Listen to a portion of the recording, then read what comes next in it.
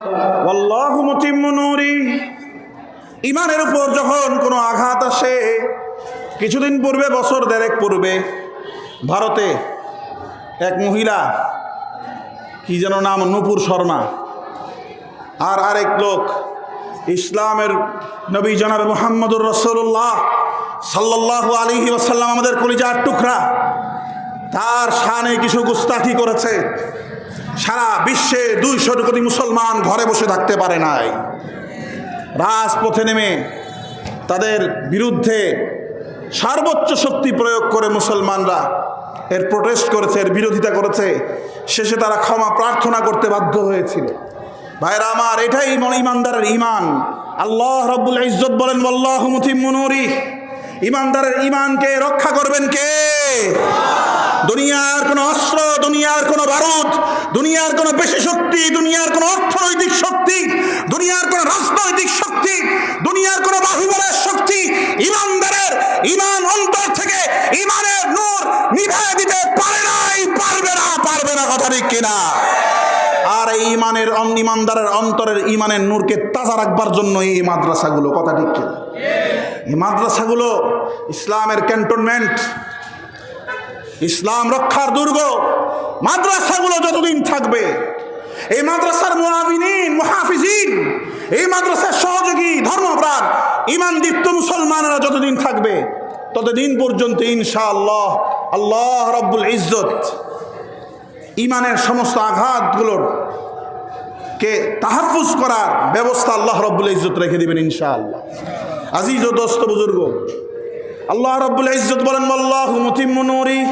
আল্লাহ রাব্বুল ইজ্জত ইমানদারের ইমানকে হেফাজত করবেন সমস্ত ঘাত প্রতিঘাত থেকে, সমস্ত ষড়যন্ত্র থেকে। আল্লাহ রাব্বুল ইজ্জত ইমানদারের ইমানকে হেফাজত করবেন, ওয়ালাউ কারিহাল কাফিরুন।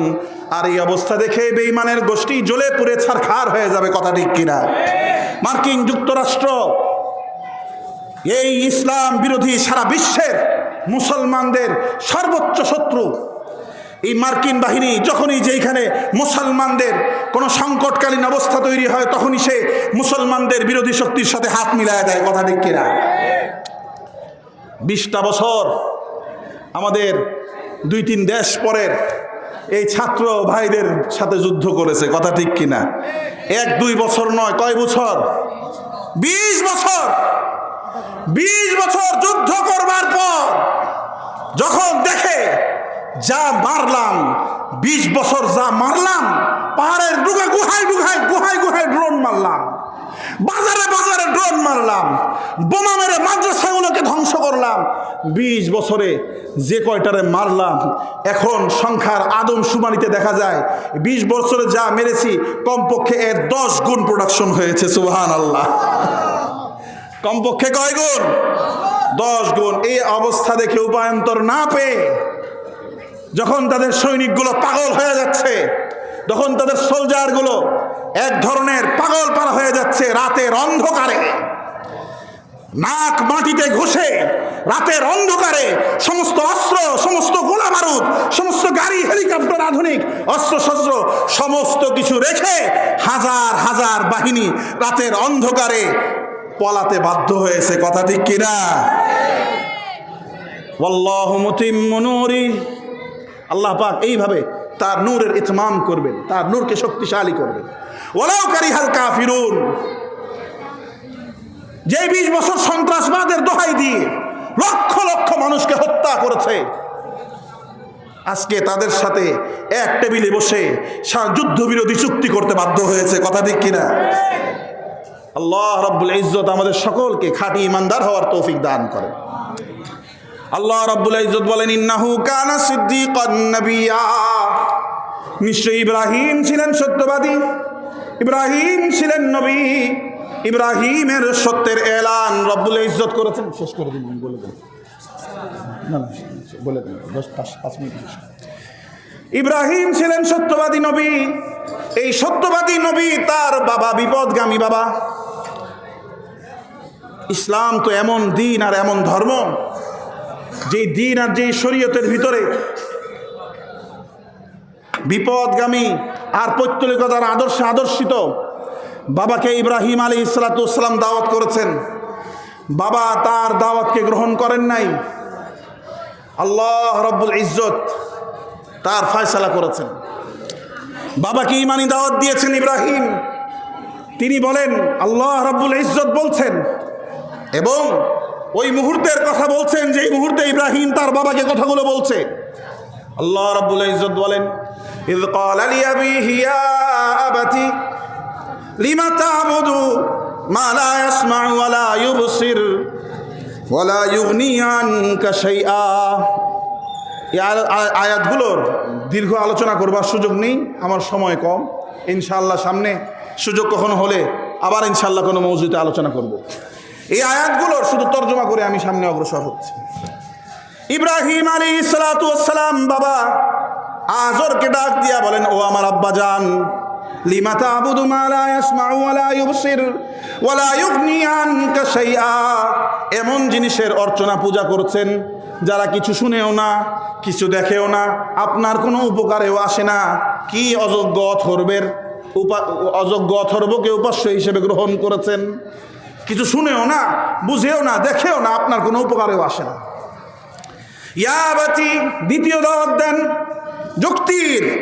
যুক্তির এবং ইলমে ওহী এবং যুক্তির দুটোটাকে ইব্রাহিম তার বাবার সামনে পেশ করেন একসঙ্গে। প্রথমে প্রশ্ন করেন যে কিছু শুনে না, বুঝে না।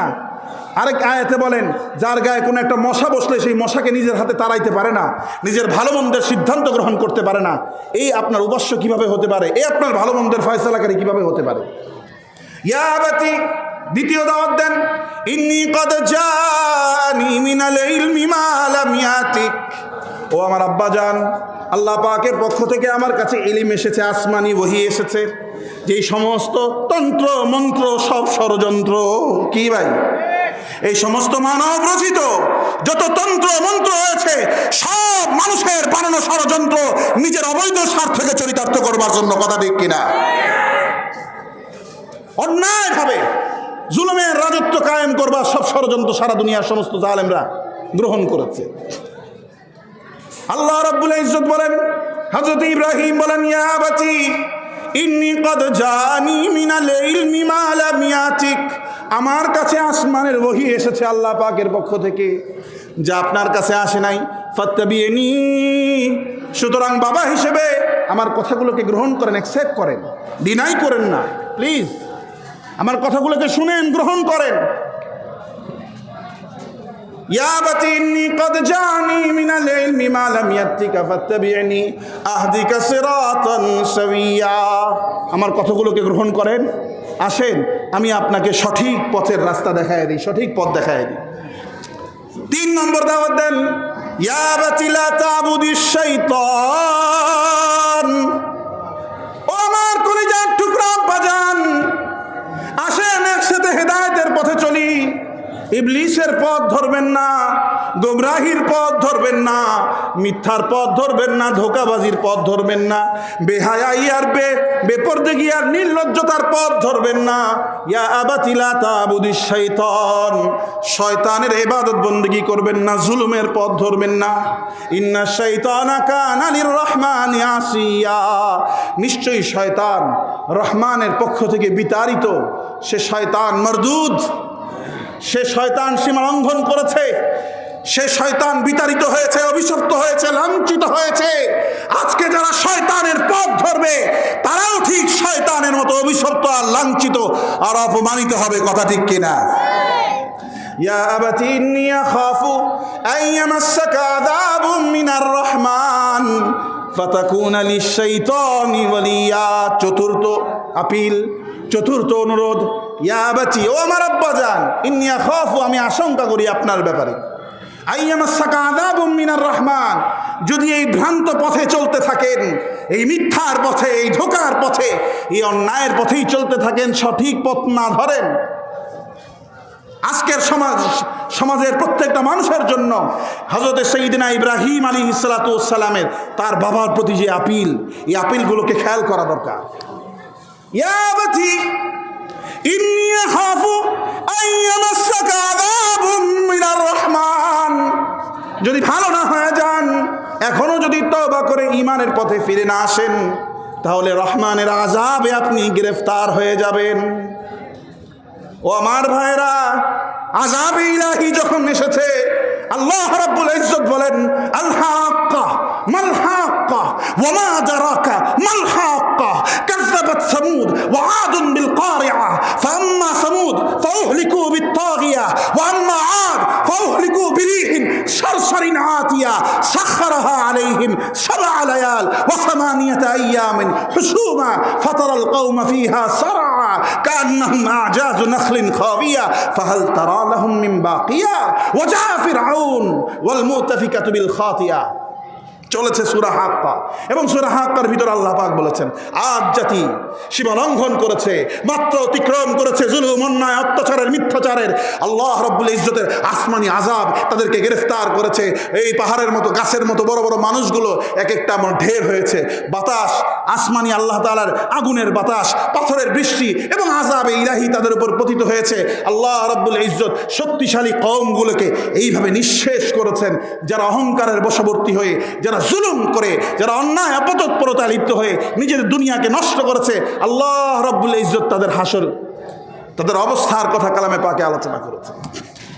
এই জন্য হযরত সাইয়েদনা ইব্রাহিম বলেন ইয়া বাতি ইন্নী আখাফু আন ইয়ামাসসাকা আযাবুম মিনার রহমান।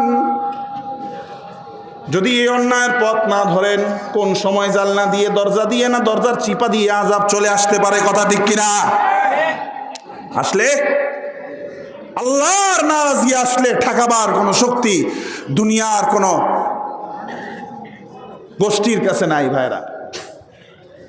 ফাতাকুনা লিশ-শাইতানি ওয়ালিয়া, আল্লাহর আযাবে পতিত হয়ে যাবেন, আল্লাহর নারাজগি আপনার উপর পড়বে, আর শয়তানকে আজীবনের জন্য, অনন্ত সীমকালের জন্য শয়তানের দোস্তিকে গ্রহণ করে শয়তানের হাতে হাত ধরে জাহান্নামের দিকে রওনা হইবে।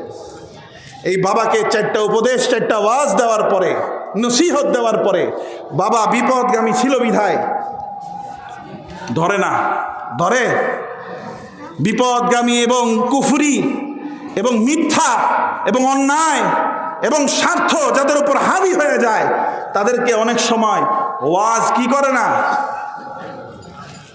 আসর করে না।